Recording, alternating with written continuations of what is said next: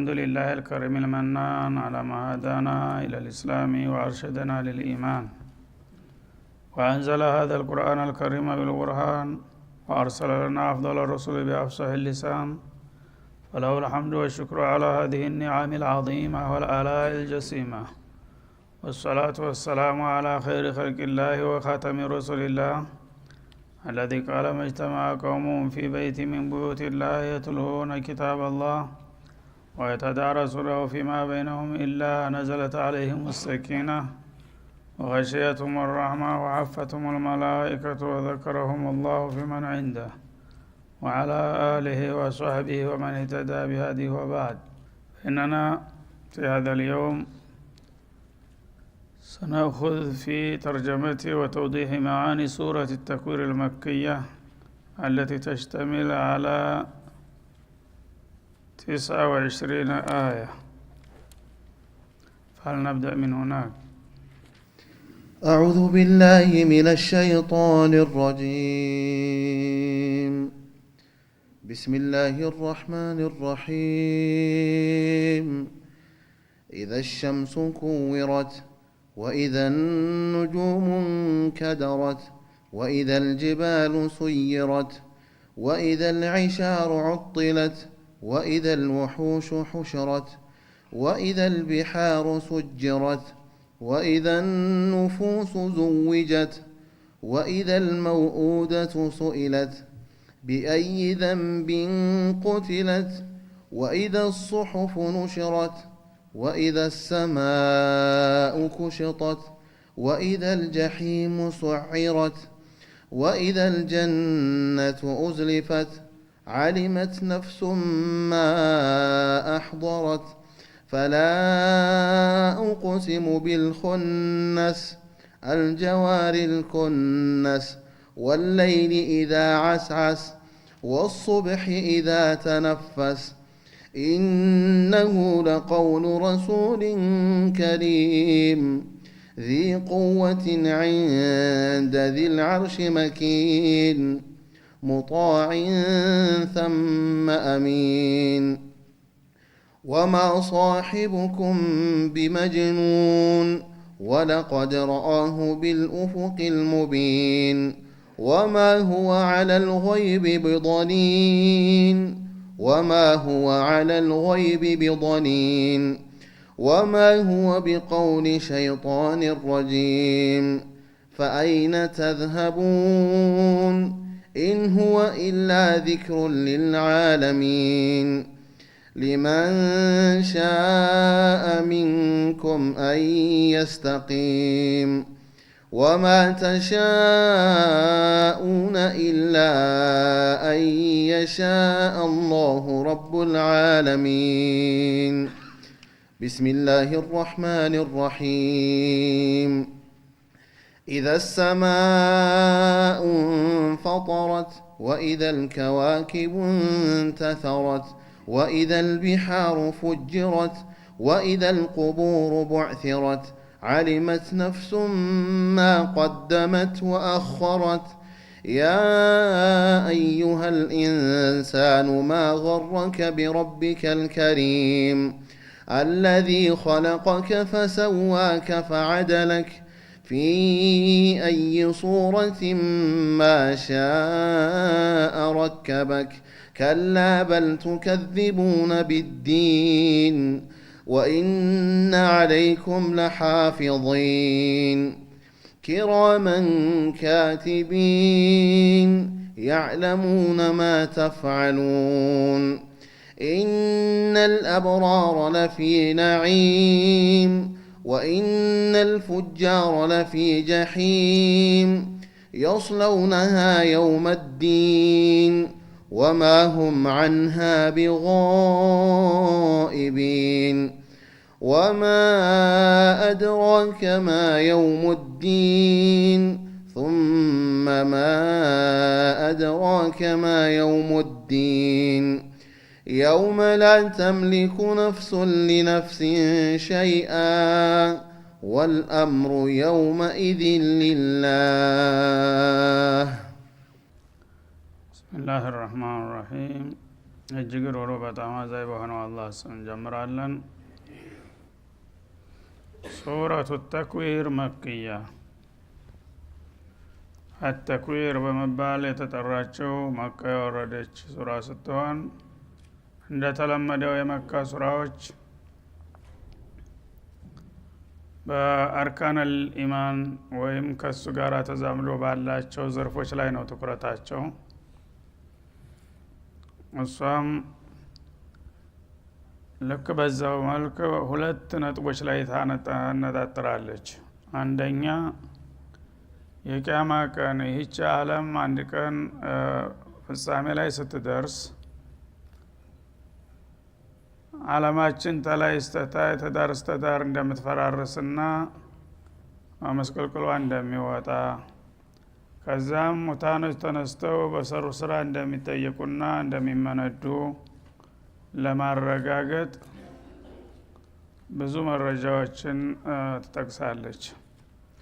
ሁለተኛ ይሄንን መለኮታዊ መልእክት ይዞ የመጣው ቁርአን በዛ ወቅት ሙሽሪኩል አረብ የተለያዩ ስምና ትርጉም ይሰጡት ስለነበረ የሚሉት ነገር ሁሉ ትክክል እንዳልሆነና በቀጥታ ተረበል ዓለሚን በጅብሪል አሚን የመጣ መልእክት መሆኑን ማረጋገጥ።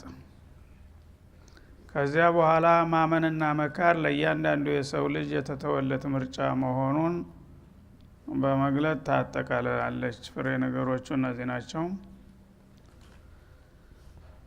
ኢዘ ሸምሱ ኩዊረት ፀሐይ በምትጠቀለልበት ጊዜ ይላል። ሚን ከወረ ልዒማማ ጥምጣምን በራስ ላይ እንደዚህ ጥምጥም በሚያረገው ጊዜ ከወረ ልዒማማ ይባላል። እና ኢዘ ሸምሱ ኩዊረት ፀሐይ ጥቅል ወይም ክብ በምትሆንበት ጊዜ። አሁንስ ጥቅል ክብ አይደለችም። አሁን ብርሃኗ ስለሚፈነጭ ራሷ ክብ ብትሆንም ብርሃኗ ዳር እስከ ዳር በዓለም ላይ በሚሰራጭበት ጊዜ የተዘረጋ ነገር ነው የሚመስለው ማለት ነው። በዛ ጊዜ ግን ብርሃኗ ይከስማል። ፀሐይ ብርሃኗ በሚከስብ ጊዜ ገል መስላ ልክ እንደ ጨረቃ ክቧ ጎልቶ ይታያል ማለት ነው። አሁን ግን ፀሐይን በመሃል ሰማይ ላይ እያለች በጣም ደምቃ እያለች ቅርጿን በትክክለኛ ያለውን ቅርጿን አተኩረህ ብታይ ማየት አትችልም። ብርሃኗ ተሷ ፈንጭቶ ተዘርግቷልና እንዲሁ ተራ ነገር ሁና በክብነት ልታያትና መጠኗን ልትለካት አትችልም። ያኔ ግን ስራዋን ጨርሳ አገልግሎት ውጭ ልትሆን ሲቃጣት ዛሬ ዓለምን ዳር እስተ ዳር የሚያበራና የሚያንጸባርቀው ብርሃን ይከስምና እሷም እንደ ተራ ገል ክብ መሆኗ ይታያል ጎልቶ ማለት ነው። ይህ አይነት ክስተት በሚከሰት ጊዜ ይላል አላህ ወኢዘ ኑጁሙ እንከደረት እንዲሁም ደግሞ በሰማይ አካባቢ የምናያቸው እልቆመት መሳፍርት የሌላቸው ከዋክብቶች እነሱ ደግሞ በሚረግፉ ጊዜ ይላል። እንተተረት ማለት ነው። እንከደረት ማለት ከዋክብቶች ልክ ዛፍ ቅጠሉ መርገፊያው ሰዓት ሲደርስ በላዩ ላይ የነበረው ቅጠል ሁሉ በአንድ ጊዜ ረግፎ ባዶውን እንደሚቀረው ዛሬ ሰማይን አየርን አጨናንቀው የሚታዩት ከዋክብቶች በሙሉ ይረግፋሉ ማለት ነው ዓለም ፍጻሜ ላይ ስትደርስ። ስለዚህ ከዋክብቶች ለዓለማችን ዋስተና ናቸው ብለዋል ረሱል አለይሂ ሰላቱ ወሰላም። በከዋክብቶች በቦታቸው ተሰይመው እስካያችኋቸው ድረስ ቂያማ አልደረሰም። ቂያማ ሲደርስ የከዋክብት መታጣትና መርገፍ አንዱ ምልክት ነው ብለዋል ማለት ነው። ወኢደል ጅባሉ ሱይረት ጋራዎች ደግሞ ከያሉበት እየተፈነቃቀሉ በሚነጉዱበት ጊዜ ይላል። ጋራዎች ዛሬ ያው ሁላቸውም አላህ ባስቀመጠባቸው ቦታ ተቀምጠው ነው የሚቀጥሉት። ግን የዓለም ፍጻሜ በሚደርስ ጊዜ ከያሉበት እየተፈነቃቀሉ እንደ ኳስ እየነጠሩ በአየር ላይ እስበርሳቸው እየተጋጩና እየተፋጩ በመጨረሻ ተከሳክሰው ደብዛቸው ይጠፋል وترى الجبال تحسبها جامدة وهي تمر مر السحاب صنع الله الذي أتقن كل شيء እንደሚለው ጋራዎች ከሩቅ ሲታዩ እንደው በቦታቸው ረግተው ያሉ ይመስላሉ እንደተለመደው ግን የቂያማ ቀን ነው ጥመቶ በሚመታቸው ጊዜ ልክ እንደ ኃይለኛ ነፋስ እንደተለቀቀበት የዳመና መንጋ እየተውለበለቡ አየር ላይ ይነጉዳሉ ይላል ማለት ነው። በሌላው አያት በሰአሉነከ አኒል ጅባል ፈቁል የንሲፉሃ ረቢ ነስፋ ጋራዎች ምን ይሆናሉ ቂያማ በሚከሰትበት ጊዜ ብለው ሲጠይቁህ ጌታዬ ከያሉበት ያነጉዳቸዋል ያጠፋቸዋል።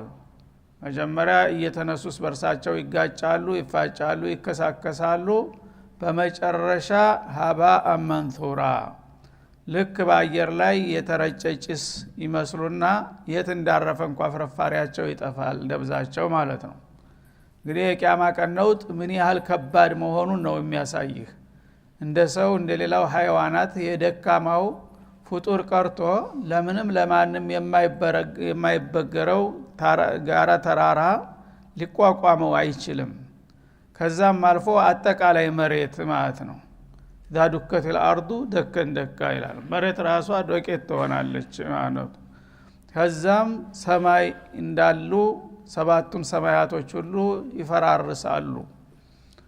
እንደ አይነቶቹ እንግዲህ በጣም ዓለም አቀፍ የሆኑ ነውጦች በሚከሰቱበት ጊዜ ይላል አላህ Subhanahu Wa Ta'ala ዛሬ ይሆናል አይሆንም እያላችሁ የምትጠራጠሩና የምትከራከሩበት ነገር ነገ ግን በዙሪያችሁ ያሉትን ቀላሉም ከባድም የተባሉትን ፍጥረታቶች በሙሉ የሚያተራምስና ምስቅልቅሉን የሚያወጣው ክስተትና ለውጥ ሲመጣ ይላል አላህ Subhanahu Wa Ta'ala وإذا العشار عطلت መውለጃቸው ወር የገባው እርጉዝ ግመሎችም ባለቤት አልባ ሆነው እንደወጡ በሜዳ ላይ ሲቀሩ ይላል። ግመሎች ያው በአረብ ዓለም በጣም የታወቁና ውድ የሆኑ እንስሳዎች ናቸው እና ግመል የምትወልደው በ10 ወሯ ነው። 10ኛ ወሯ በሚገባ ጊዜ ወልዳ እንዳትጥልበት ልዩ ጥንቃቄና ክትትል ያደርጋል ባለቤቱ ማለት ነው። ያ ቀን በሚከሰትበት ጊዜ ግን እንደዛ የሚሳሳላቸው ግመሎች በሜዳ ላይ እንደወጡ ማንም አይፈቅዳቸውም። ሁሉም ለኩል የምረእ منهم يومئذ شأن يغنيه ስላለ እንኳን ግመል ሊፈቅድ እሱ ራሱ የትልግባ ያለ ነው ማለት ነው። ወይም አንዳንዶቹ وإذا العشار عطلت ማለት ኢሻር ለምሳሌ ነው እንጂ ግመል በአጠቃላይ ከዛም አልፎ የሚጫኑ እንስሳቶችን ያካትታል ብለው የተረጎሙ አሉ። ማለት ምንድነው ጊዜው እየተለወጠ የመጓጓዣ ዘዴ እየተቀየረ ሲመጣ በእንስሳዎች ላይ መጫንና መጓጓዝ ተጥቅም ውጭ ይሆናል ቂያማ ሲቃረብ ብለው ዛሬ ያለውን ሁኔታ ፈረስ በቅሎ አህያ ግመል ምን የሚባለው ሁሉ አሁን ትርፍ ነገር እየሆነ ነው ማለት ነው። ወትሮ ግን ዋና መሰረታዊ የሰው ልጆች መጓጓዣና መጫኛ ነበሩ። እነዚህ እንስሳዎች ተጥቅም ውጭ በሚሆኑበት ተስራው በሚወጡበት ጊዜ ለማለትም ተተርጉሟል። وإذا الوحوش حشرت እንደገና እንስሳቶች የዱር እንስሳትና አውሬዎች በሚሰበሰቡና በሚከማቹበት ጊዜ ይላል። የዱር እንስሳዎች እንደሚታወቀው ባህሪያቸው መበታተን ነው። ሁሉም በየአይነቱ በየጎሳው እየተበታተኑ ነው የሚኖሩት። እስበርሳቸው አይግባቡም። ማህበራዊ ህይወት ልምድ የላቸውም። የቂያማ ቀን ለውጥ በሚከሰትበት ጊዜ ግን ዙሪያው ውጥንቅጥ ሲወጣ በጭንቀትና በድንጋጤ ይፈላለጋሉ። ትናንትና እንደ ተቃራኒ ሲፈራሩ የነበሩት ሁሉም ባንድ ይሰባሰቡና ይከማቻሉ ማለት ነው። የባሰ ችግር ሲመጣ ጥቅቅን ቅራኔዎች ይጠፋሉና ማለት ነው። እና አንበሳ እና ነብር እና ዘንዶ የመሳሰሉት አብዛኛው ሌላው እንስሳ ይፈራቸዋል፣ ሊቀርባቸው አይችልም። ያ የቂያማ ቀን ነውጥ ሲመጣ ግን መሬት ስትርገፈገፍ ጋራዎች ሲከሳከሱ ሲያዩ ሁሉም ነፍስ ያላቸው ፍጥረታቶች አንዱ ከሌላው ምናልባት ዘዴ ይኖረዋል ይረዳናል መስሏቸው የማሐቀላቸውን ቅራኔና ልዩነት ረስተው እንዳንድ ቤተሰብ ሆነው ይሰባሰቡና ምን ይብቃን እያሉ ይሸረደዳሉ ማለት ነው። አንዱ ይሄ ነው። ሌላው ደግሞ ቂያማ በሚቃረብበት ጊዜ የሰው ልጆች በሚያደርጉት ጥረትና በስልጣኔ የተለያዩ የዱር እንስሳትና ነፍሳትን በአንድ ቦታ ሐዲቀተል ሐይዋን በሚባለው እያሰባሰቡ እያለማመዱ ያከማቿቸዋል ለሚለውም ተተርጉሟል ማለት ነው። እና ይሄ በየክፍለ ዓለሙ ያለ ነገር ነው ማለት ነው። የዱር አውሬዎችን ገና ከልጅነታቸው እያሰባሰቡና እያለማመዱ አንድ ቤተሰብ በማድረግ ያው ሰው እንዲዝናናባቸው ያደርጋሉ ማለት ነው። ይሄ እንግዲህ ቀደም ሲል በነበረው ዘመን ሊሆን የማይታሰብ ነገር ነበር። ቂያማ በሚደርስበት ጊዜ ግን ይህ ነገር አዲ ይሆናል። ወደ መለዝ ብትሄድ ይህንን በሰፊው ታየዋለህ ማለት ነው። ይህም እንግዲህ አላህ Subhanahu Wa Ta'ala ቂያማ በሚቃረብ ጊዜ ያልታወቁና ያልተለመዱ የነበሩት ነገሮች ሁሉ ብቅ ብቅ ይላሉ ዙሪያውን ማለት ነው። ወኢዘል ቢሃሩ ሱጅረት እንደገና ባህሮች በሚቃጠሉበት ጊዜ ይላል። ባህር ውሃ ነው እንደምታውቁት፣ የውሃ ክምችት ነው።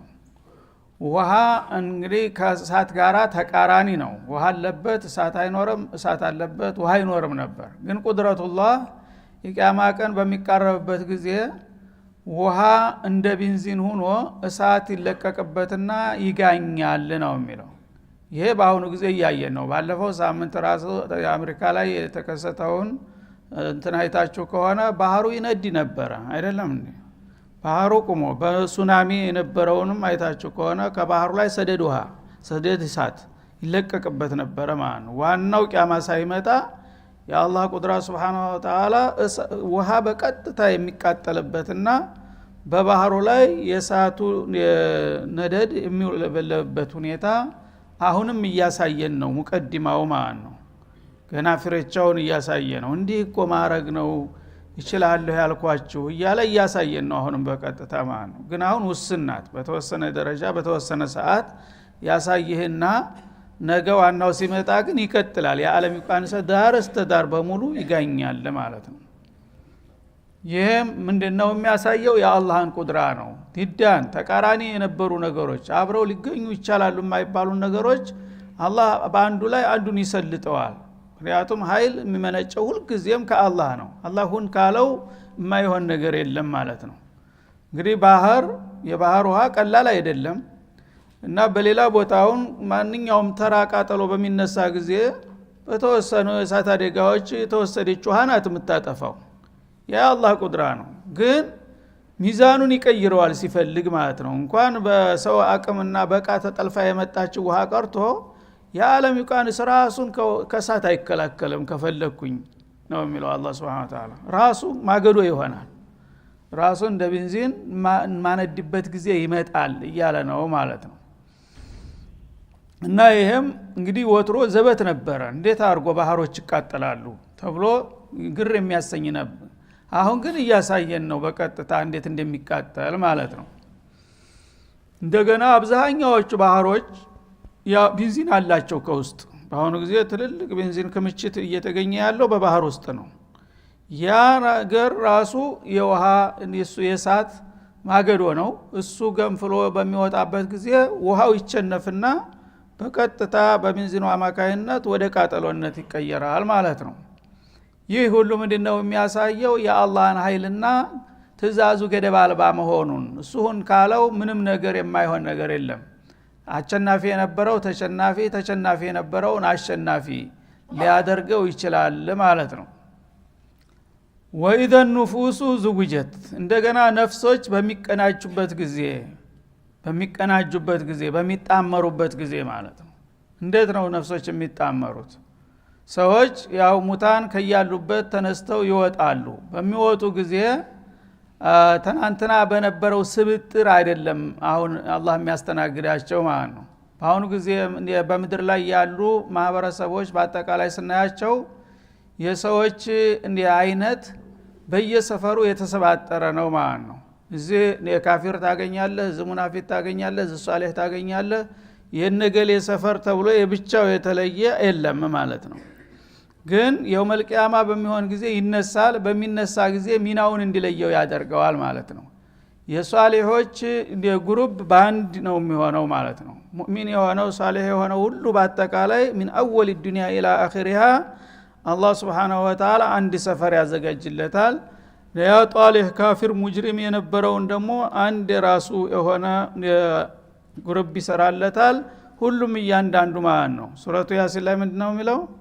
ወምታዙል የውማ አዩሃል ሙጅሪሙን ተቀላቅሎ ተተራምሶ መሄድ አለቀ ካሁን በኋላ ሚናህ ላይ ይለዋል ማለት ነው። እና ሁሉም ከያለበት እየተጠራራ እንግዲህ በዘመንም በሀገርም አይተው ሰምተው የማታቀው ያንተ ቢጤ እምነት ያንተ አመለካከት ያለው ከየትም ዓለም ተሰብስቦ አንድ ኃይል ይፈጥራል ማለት ነው። ተማማውና እምነተ ቢሱ ደግሞ በማንኛውም ዘመን በማንኛውም ሀገር ያለው ተሰባስቦ አንድ ይሆናል ማለት ነው። በጎሳ በዘር በቋንቋ መሆኑ ቀርቶ የህዝቦች ክፍፍል በእምነትና በክህደት ሚዛን ነው የሚሆነው ማለት ነው። እና የዛ ጊዜ እንግዲህ እነመል ሙእሚኑና ኢኽዋ ያለው እዚህ ላይ ነው ጎልቶ የሚመጣው ማለት ነው። ሙእሚን ከሆነ አንድ ሰው አንተ ሙእሚን ከሆንክ في آخر الدنيا የፈለገው ቦታ ጫካ ውስጥም ቢሆን ወንድምህ ነው አካልህ ነው። የመጀመሪያው ሰው የአደም ልጅ እንኳን ቢሆን የኑህም ዘር ቢሆን ለኔ ወንድሜ ነው ማለት ነው ሙእሚን ከሆንኩኝ። ግን የእናት አባቴ ልጅ ሸቂቄ እንኳን ካፊር ከሆነ ወንድሜ አይደለም ነገ አንገናኝምና ማለት ነው። ስለዚህ ወኢዘ النفوس زوجت ነፍሶች በቢጤያቸውና በአምሳያቸው ይጣመራሉ እና ጸባው ተመሳሳይ የሆነውን አላህ Subhanahu Wa Ta'ala በአንድ መልክ ያሰልፈዋል ማለት ነው። ወኢዘ الموءودة سئلت እንደገና ደግሞ ገና በለጋ እድሜ ከነ ህይወቷ የተቀበረችው ጉፎ በምትጠየቅበት ጊዜ ይላል አላህ Subhanahu Wa Ta'ala። ይሄ በሰው ልጆች ታሪክ በጣም ታይቶ ሰምቶ የማይታወቅና ሰቅጣጭ የነበረው ታሪክ በዚህ ይጠቅሰዋል አላህ Subhanahu Wa Ta'ala። አረቦች እንግዲህ የተለያዩ መልካም ስነ ምግባር ነበራቸው በጃሂልያ። እንደገና ደግሞ እጅግ አሳፋሪና ሰቅጣጭ የሆኑ ድርጊቶችንም ይፈጽሙ ነበር። ያው የጃሂልያ ህይወት የሆነውና ማለት ነው። ተቃራኒ ነገሮች ያው ይሰባጠሩበታል። ስለዚህ ሴት ልጆችን ይገሉ ነበር።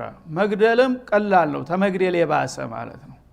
ከነ ህይወታቸው አይናቸው እያየ ጉድጓድ ቆፍረው ይጨምሩና እየጮሁ ዝም እስተሚሉ ድረስ አፈር ያለብሷቸው ነበር ማለት ነው። ይሄ እንግዲህ በጣም አይከፉ የከፋ ግፍ ነው። ይሄንን የፈጸሙትን ወንጀለኞች አላህ Subhanahu Wa Ta'ala አበክሮ ነው ለጥያቄ የሚያቀርባቸው። መጀመሪያ ተሚቀርቡት ፋይሎች ባዲል ኩፍር ወሽርክ ቢላህ ይሄ ነው ተስብእና የራቀ በመሆኑ ማለት ነው። እና ይነዛን ከነ ህይወታቸው የተቀበሩ ሴት ልጆች በተለይ ሴት ልጆች በዛሉ ወንዶችም የሚቀበሩበት ጊዜ ነበር። ያ ክስተት በሚመጣ ጊዜ ይላል እነዚህ ሁሉ ክስተቶች በሚመጡ ጊዜ ምን እንደሚሆን ነው እንትን ቢአይ ዘንቢን ቁትለት ይህቺ ከነ ህይወቷ የተቀበረች ልጅ ምን ወንጀል ፈጽማ በምን አበሳዋ ነው የተገደለችው ከነ ህይወቷ አፈር እንድትለብስ የተደረገችው የሚለው ፋይል በሚከፈትበት ጊዜ ይላል። እና አሁን ክፍለ ጊዜያችን ስለተገባደደ ቀጣዮቹን በሚከተለው እናጠቃልላቸዋለን። ወሰለላሁ ዐለ ነብዩ ወኢላ ሊቃ